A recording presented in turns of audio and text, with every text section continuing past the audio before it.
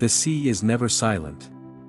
Even in the stillness of evening, when the sky turns to violet and the stars wait just beyond the horizon, the waves continue their patient conversation with the shore. You hear them now, soft, deliberate sighs of water pressing against stone, retreating, and then returning again, as though the ocean itself breathes in long, unhurried rhythms. Somewhere nearby, a fire crackles. Its glow dances over stone walls and wooden beams, and the faint scent of smoke curls into the air, mingling with the sharper tang of salt carried on the breeze.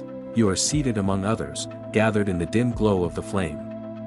A circle of listeners, their faces calm, their eyes reflecting the amber shimmer of firelight. It is late, and the day's work has ended.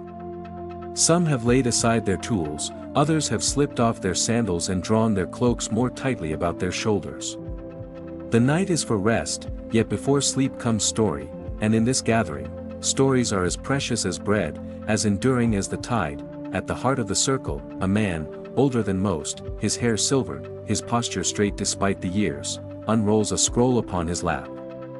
His voice is not hurried, it never is. He has spoken before of battles, of laws, of gods and their quarrels, but tonight his words carry something different. A hush settles, for what he will speak of is not war, nor ritual, but a place. A place both near and impossibly distant.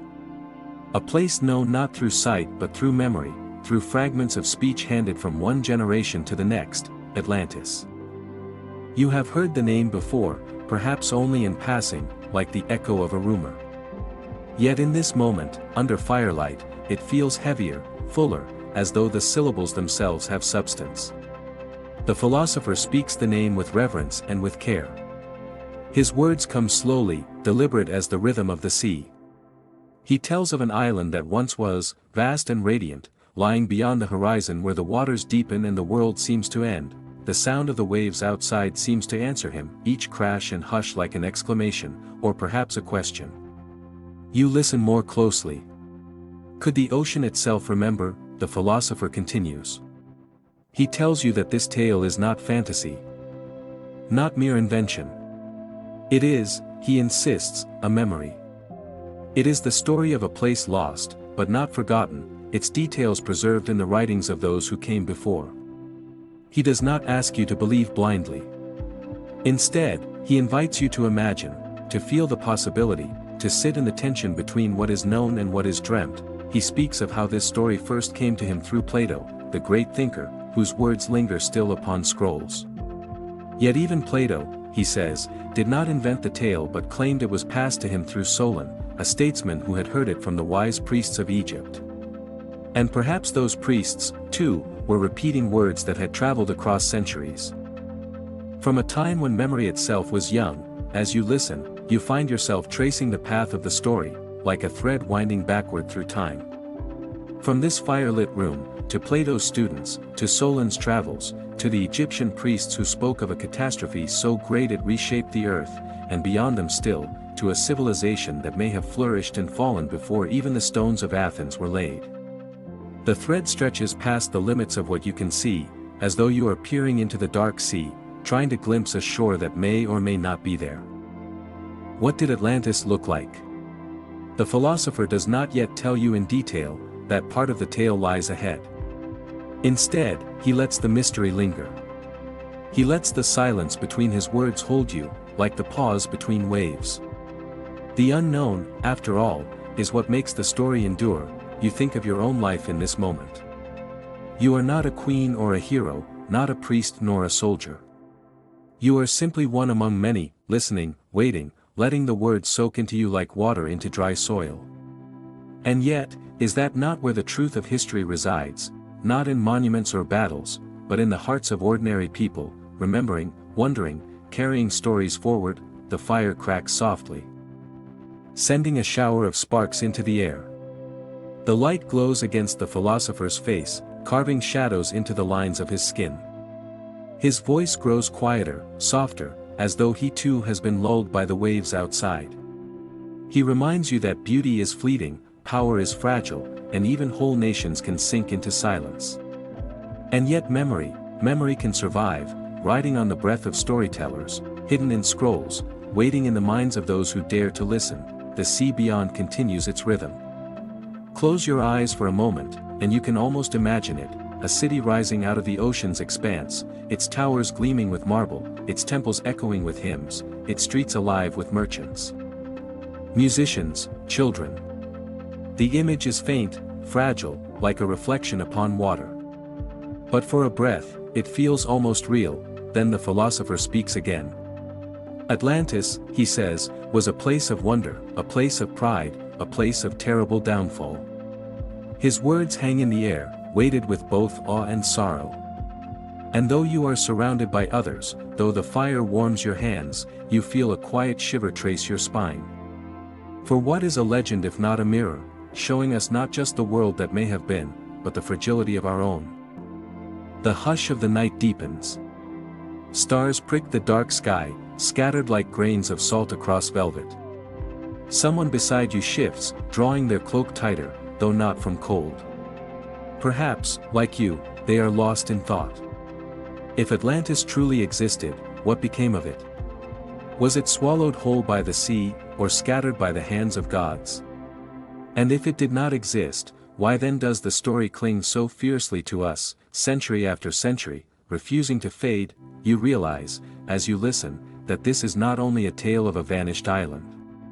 It is a story of memory itself. Of how we preserve, distort, and pass along the truths we cannot bear to lose. It is a reminder that stories are as vital as water, shaping the way we see the world, even long after their origins have slipped into shadow. The philosopher closes the scroll but does not close the story. He leaves it open, like a doorway, inviting you to step through. His final words for tonight linger gently, as the fire burns low and the waves continue their endless refrain. As we drift into this tale, he says, let your mind rest with the rhythm of the waves. Have you ever wondered if myths carry a seed of truth? I would love to hear your thoughts. The silence after his question is not empty. It is full, like the hush of the sea at dusk, carrying with it the weight of centuries, the warmth of firelight, and the shimmer of a world that may have been. Athens in the days of Plato was a city alive with voices. The streets hummed with the bustle of merchants and artisans, their stalls spilling over with olives, figs, and finely woven cloth. Children darted between columns, their laughter mingling with the braying of donkeys and the sharp calls of vendors advertising their goods. At the edge of the agora, the great marketplace, marble statues gleamed white beneath the sun, and everywhere there was talk, words exchanged as readily as coins, but not all conversations were hurried transactions or gossip.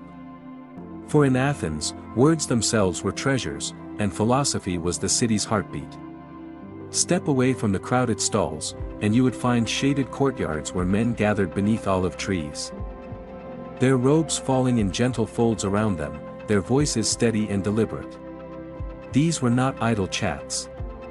They were debates, reflections, careful explorations of truth and meaning.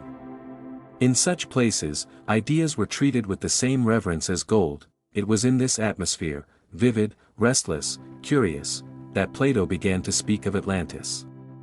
Imagine, if you will, finding a place to sit among the listeners, perhaps leaning against a cool stone wall, the scent of crushed herbs lingering in the garden air. The cicadas buzz lazily in the heat of afternoon, but the sound fades as Plato's voice begins to rise. His words are calm yet commanding. He does not speak like a bard spinning tales for amusement. No, his tone is deliberate, the rhythm of a teacher guiding his students into deeper waters. He frames the story within his dialogues, Timaeus and Critias, using familiar characters, other philosophers, as though they too are puzzling over the meaning of the world. And then, almost quietly, as though revealing a secret, he begins to tell of an island. Atlantis, a vast island, larger than Libya and Asia combined, lying just beyond the pillars of Heracles, where the known sea gave way to the unknown. Plato describes a place rich in resources, adorned with temples and palaces, its people mighty and ambitious. But he also warns of pride, of a civilization that grew too confident, too swollen with its own power. And then, he tells of its fall.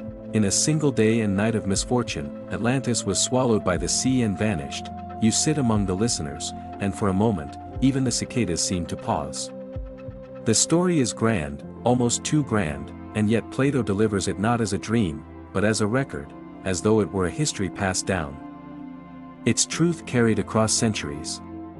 His words leave you suspended between wonder and doubt. Could such a place have existed? Or is this the philosopher's way of painting a mirror for human nature, a warning set in the frame of myth? Why would a philosopher, a man so devoted to reason and structure, turn to story? The answer lies not in entertainment but in teaching. For Plato, myths were not idle amusements to pass the time. They were vessels, shaped to carry truth across the waters of memory. Some truths are too large, too elusive, to be stated plainly.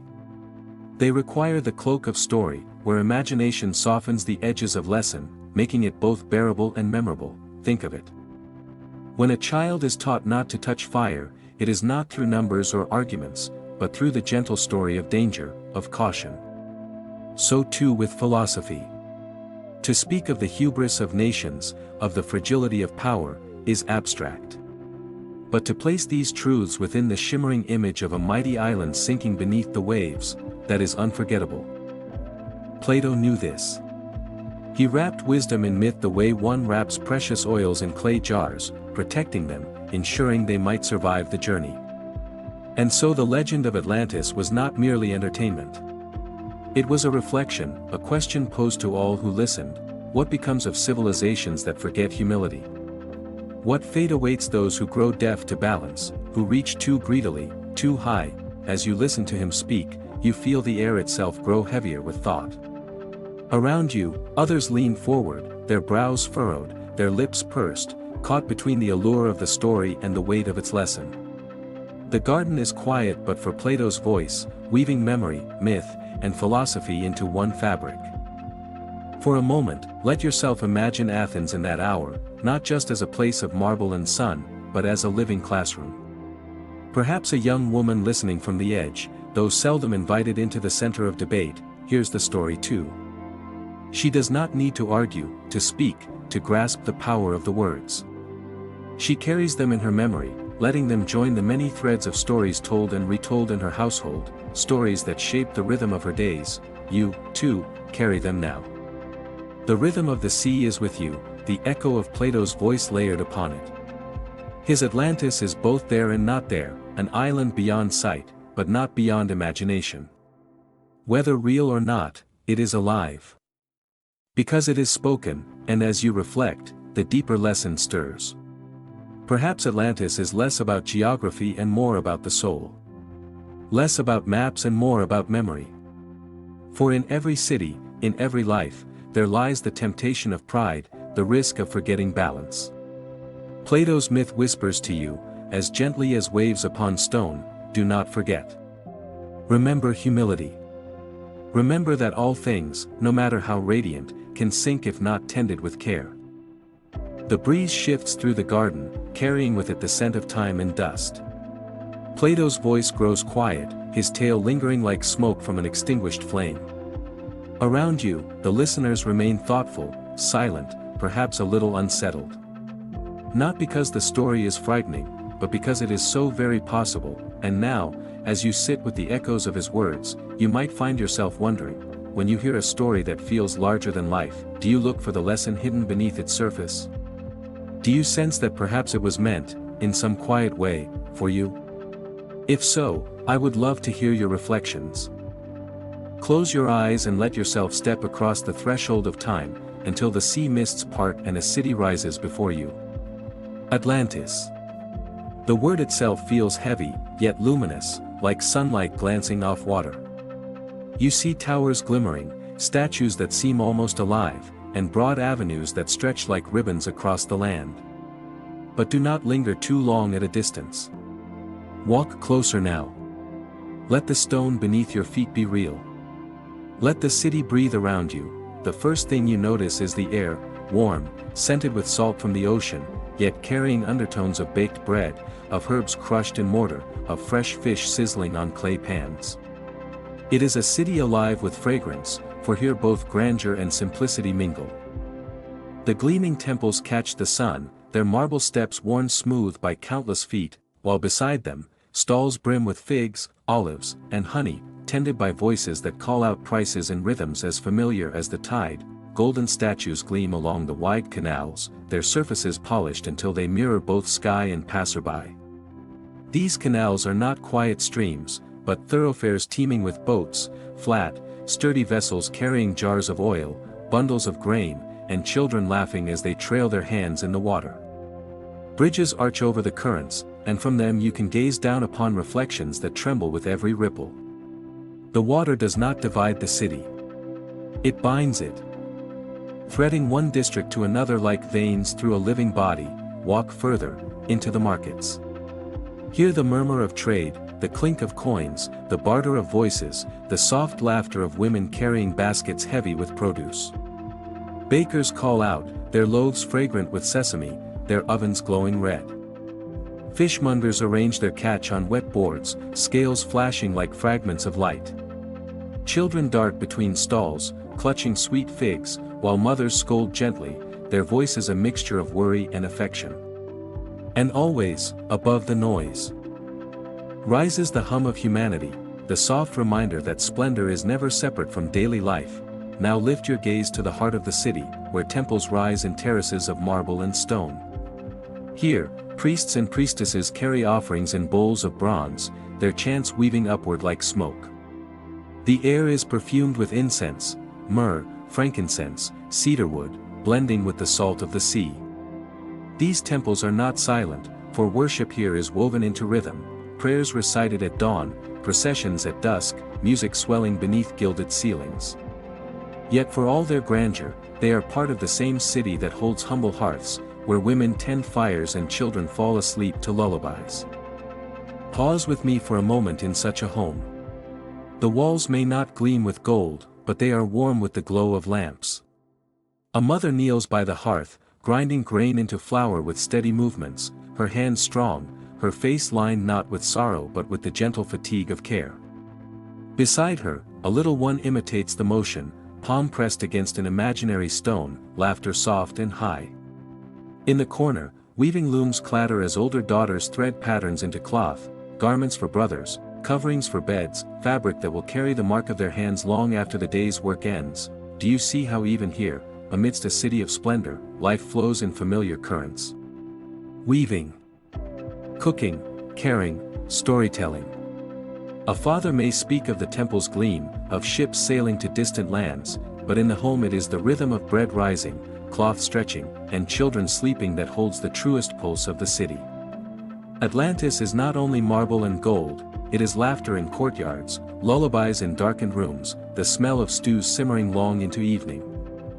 Step outside again, and the avenues widen. Statues of gods stand sentinel, their faces carved in expressions of calm strength.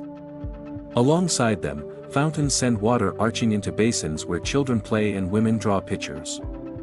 Fields stretch beyond the city's core, tilled and abundant, their earth rich and dark.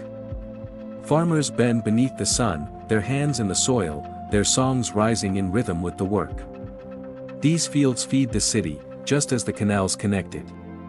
And perhaps it is here, more than anywhere, that the grandeur of Atlantis touches the ground, because splendor alone cannot sustain life, but bread and water, grain and oil, always can.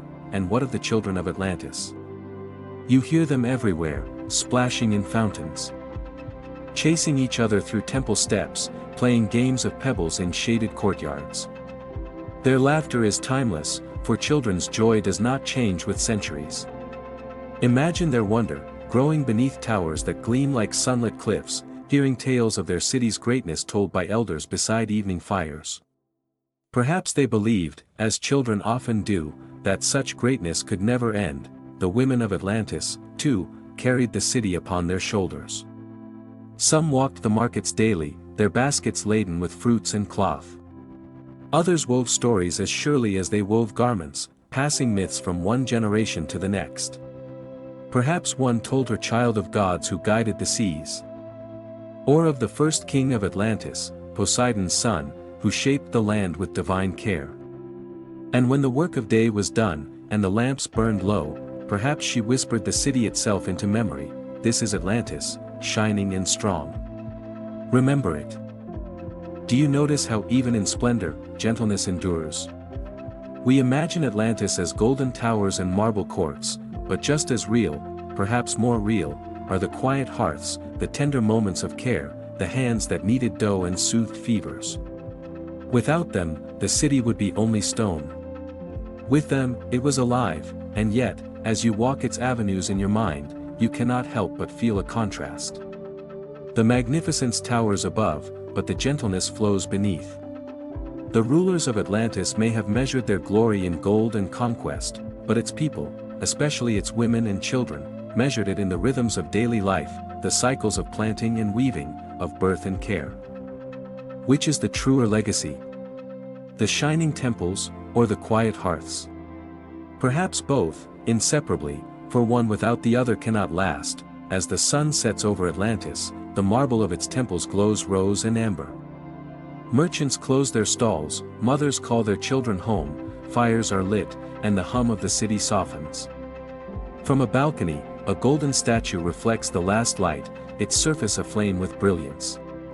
But in a modest home, a family gathers around a hearth. Bread is broken, stories are told, a child drifts into dreams. And in that moment, you sense that Atlantis is both extraordinary and ordinary, both legend and life. It is easy to be dazzled by splendor. But it is in the gentleness, the weaving, the cooking, the storytelling, that the city becomes human, that the legend touches your own life. For who among us has not known the comfort of bread shared, or the warmth of family gathered in the glow of evening? Atlantis may be lost beneath the waves, but these small rhythms remain with us, timeless and enduring, and so I ask you now, as you walk through this city in your imagination, if you lived in Atlantis, what part would you love most, the shining temples of marble and gold, or the quiet hearths of home where bread baked and stories lived? I would love to know. Step with me now into the oldest layer of the legend, the moment when gods themselves touched the land of Atlantis. For myths often tell us that places of greatness do not begin by chance. They are shaped, blessed, and sometimes bound, by divine hands. The story begins with Poseidon, lord of the sea. He, whose trident stirred waves into mountains and whose moods could calm or shatter coasts, turned his gaze not only upon the waters but upon a mortal woman. Her name was Cleito, a daughter of the earth, said to live in solitude upon a green hill at the island's center. Imagine her life before his coming, the quiet of dawn, when she fetched water from a spring, the hush of evening.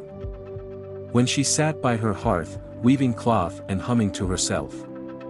A woman unknown to history, her days might have seemed small, but to Poseidon, they were radiant. For gods in Greek stories are often drawn not only to power, but to humanity's tender ordinariness. When he beheld her, he desired her. Yet in myth, desire and devotion were never simple gifts. Poseidon encircled her hill with rings of land and sea, making it a fortress no mortal could breach. He gave her a dwelling of shimmering stone, and there she bore him children, 10 sons, who would become the first kings of Atlantis.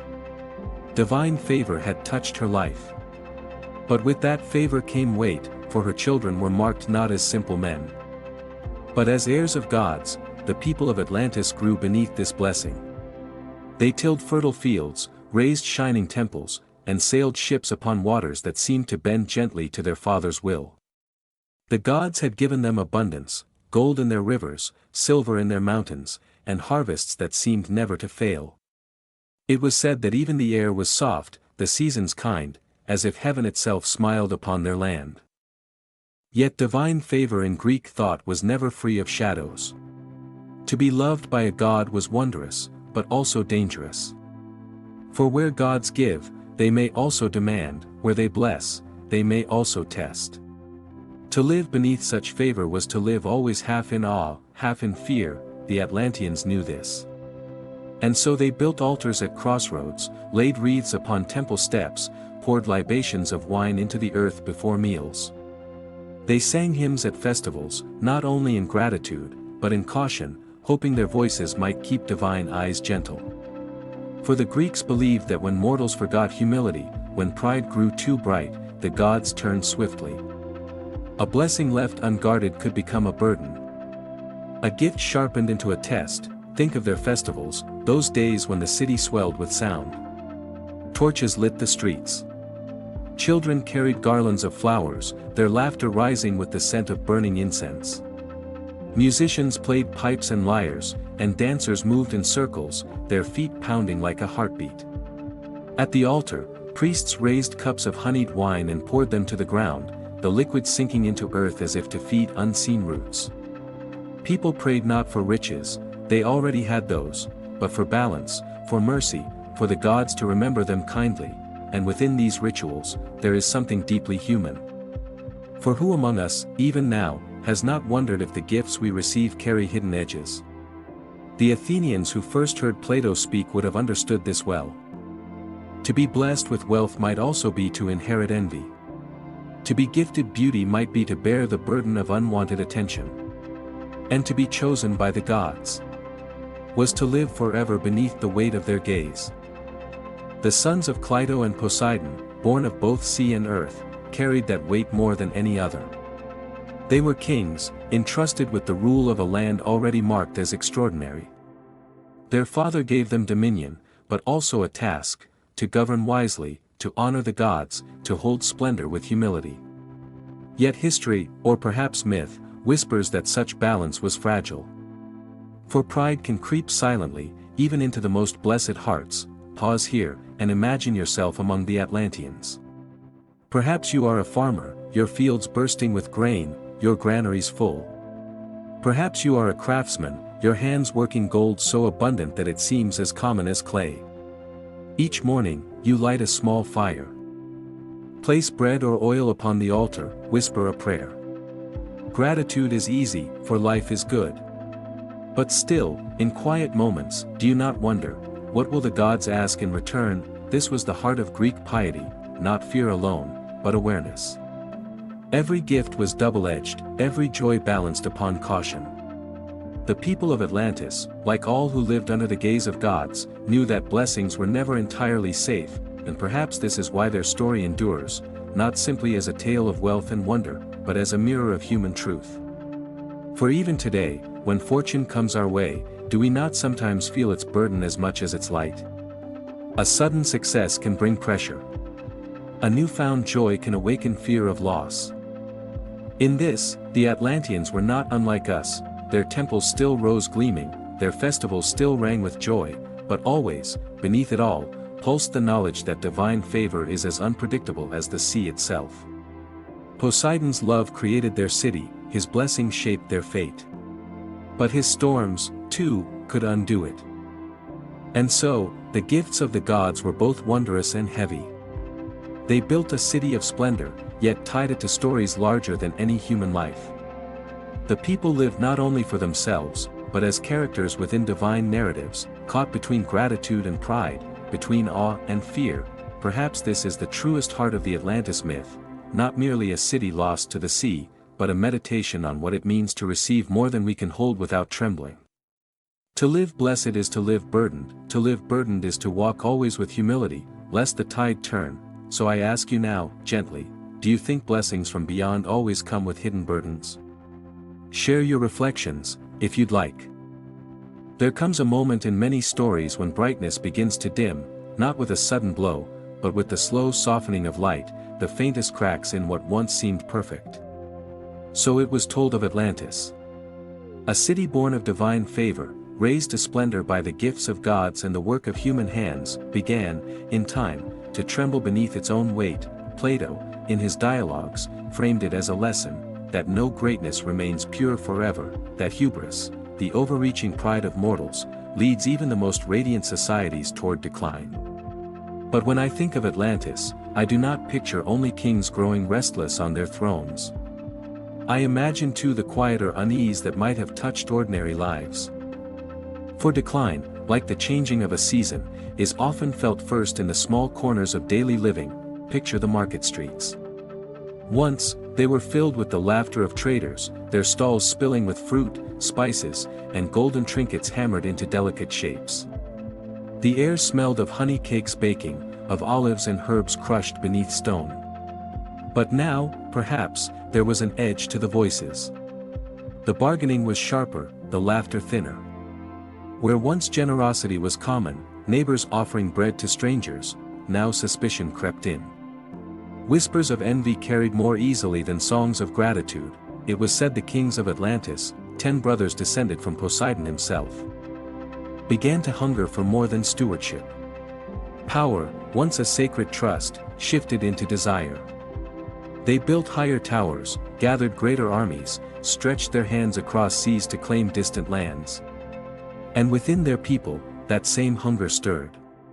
Where once wealth had been shared, now divisions grew wider, the rich in their marble halls, the poor in houses that seemed smaller as the city rose around them. Can you feel that unease? It is like a storm far out at sea. You do not see its shape, but you sense it in the air, the heaviness before rain, the silence of birds, the way your skin tingles as if waiting. In Atlantis, the storm was not only of weather, but of spirit. Something was being lost, though few could name it. I imagine a woman in her courtyard, grinding grain as she has every morning. The sun is bright, her children's voices drift through the doorway, and yet, her heart is unsettled. She does not know why, only that her husband comes home later each evening, his voice more tense, his eyes more restless. In the market, the talk is no longer of harvests, but of new ships. New wars, new taxes. She feels as if the ground beneath her is shifting, though her feet remain planted on the stones. Greed is rarely born in thunder. It grows like ivy, slowly wrapping around walls until they weaken. In Atlantis, pride wrapped itself around temples and palaces, around kings and commoners alike. They still prayed at altars, still poured libations of wine into the earth, but perhaps the prayers were less humble, more demanding. Instead of asking for balance, they asked for victory. Instead of gratitude, ambition. And the gods, it is said, took notice. Plato warned that when humans forget measure, when they reach too far, they fall. The Atlanteans forgot. They saw themselves not as caretakers of a gift, but as masters of destiny. Their city, once a jewel balanced between sea and sky, became instead a weapon of conquest. And yet, within the homes of ordinary people, the sorrow was quiet. Mothers still rocked their children, fathers still shaped wood or clay with steady hands. But perhaps their dreams were uneasy, troubled by storms of which they spoke little. Do you know that feeling? A season of change, when the world around you shifts and you cannot hold it still. When a friendship fades, or a place you love begins to lose its warmth. The people of Atlantis, I think, must have felt it deeply. They had everything, fields rich with grain, rivers bright with silver, walls strong and shining. And yet, beneath the splendor, something slipped away: trust, balance, the humility that had once bound them to the gods and to one another. In the temples, the golden statues still gleamed, their faces serene. But gold cannot speak, and marble cannot soothe. What use are jewels when the heart is restless? What comfort is splendor when whispers of envy gnaw at its edges? Perhaps that is why their story lingers, not merely as a tale of punishment, but as a reflection of our own lives. For who among us has not seen beauty dimmed by pride, or harmony broken by greed? The legend of Atlantis is vast, but at its core is something very small, very human, the ache of losing what we once held dear, without even noticing when it slipped away. As the years passed, the Atlanteans grew not only wealthy, but restless. Their ships, once built for trade, were fitted for war. Their kings, once brothers, became rivals cloaked in politeness but sharpened by ambition.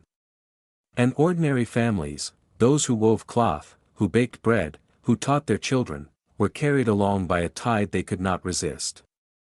I imagine again the woman in her courtyard. The grain still grinds beneath her stone, but the sound no longer comforts her. She looks to the sea, where sails gather on the horizon, and feels a shiver she cannot explain. The bread she bakes will feed her family tonight, but in her heart she knows, the season has turned. The city she loves is no longer the same. This is how decline begins. Not with collapse, but with unease. Not with silence, but with whispers. And yet, there is always empathy in such stories, for the people are not villains. They are like us, caught in a tale larger than themselves, unable to see its end until it arrives, so let us hold them gently in our thoughts, these imagined families of Atlantis, who lived between splendor and sorrow, between pride and love. Their story is not only about downfall, but about the fragility of all we cherish.